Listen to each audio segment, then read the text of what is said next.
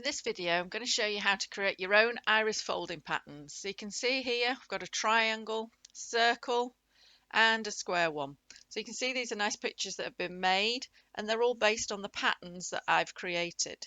And I'm going to show you in this video today how to make your own. You can download them off the internet, and you can indeed get mine. If you click on the links below this video, you will find you can access these. But I want to show you how to make your own. Then you can make whatever iris folding patterns you like. So this square one is the one I'm going to show you me making, which produced this picture. So let's get started. I'm Christine of christinescrafts.com, and this channel is dedicated to crafting on a budget. So all you're going to need is your paper, pen, and a ruler. Now I've drawn the square already, so we're off and running, whatever shape you're using. You need to decide how wide you want each of your sections of your iris to be. Now I'm going to use a big thick marker pen just so you can see clearly. You could use a pencil, a narrow pen, or indeed a great big marker pen. So it's easy to see, I'm going to use 1 inch. So on one side from one corner, measure 1 inch. Then move round to the next side and measure 1 inch from the corner. And then go to the third side and do the same. And then round to the final side and measure 1 inch.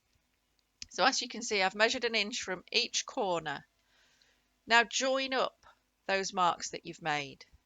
And what you should create is another square, but smaller than the original. So you can see I'm just going to join them up.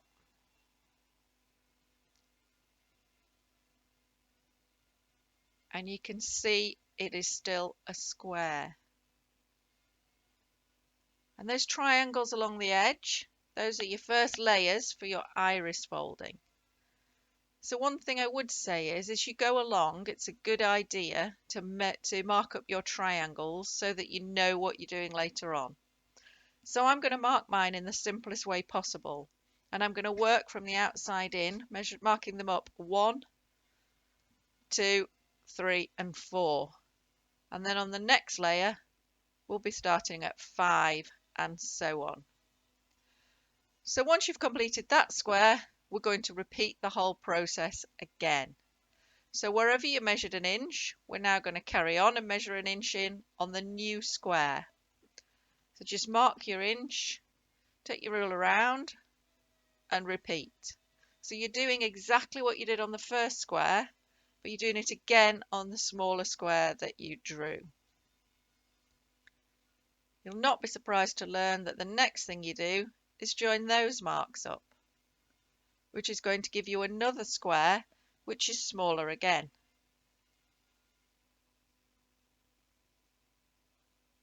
So take your time, join them up carefully, keep those accurate squares, and you can really start to see on this second layer that that iris pattern is starting to appear.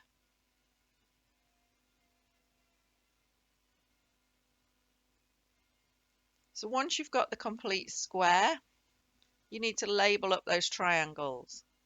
So the one that's directly underneath the 1, that's your first one again, so that's going to be labelled up 5, and label your others. Now you will see patterns on the internet where they're labelled up 1A, 1B, 1C, 1D, 2A, 2B, 2C, 2D, and that's where people are going to use exactly the same colour as they work their way in, and it just makes it clear. You can label yours like that, but I've chosen not to in this case so that the pattern's as flexible as possible. So I've just sped the film up a little bit here so that you can see exactly how it grows and develops, and make sure you can follow along. So again, make sure you label those triangles, and then it's time for another square.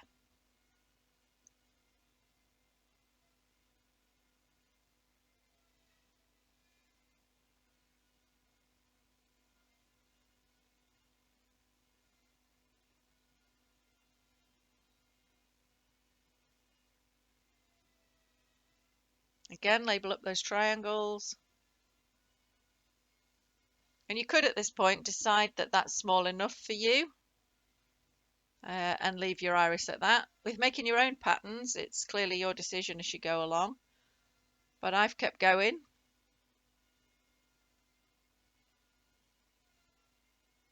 And then label it up, and you could at this point decide that that was small enough, especially if you were thinking of putting a photograph in there or a piece of art.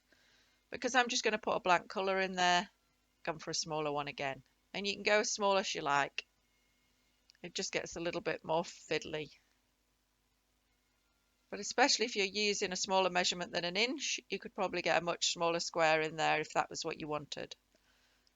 So I'm just going to label up those triangles, and then I always label the center iris. I don't think I'm likely to forget, but it's not a bad idea. And there you have it, your pattern is complete. So I hope you enjoy making your own patterns and then using them to create your own iris folding pictures or cards. So I hope you've enjoyed this. The video on the screen right now is the one that shows you how to do your iris folding once you've got your pattern. So please take a look at that.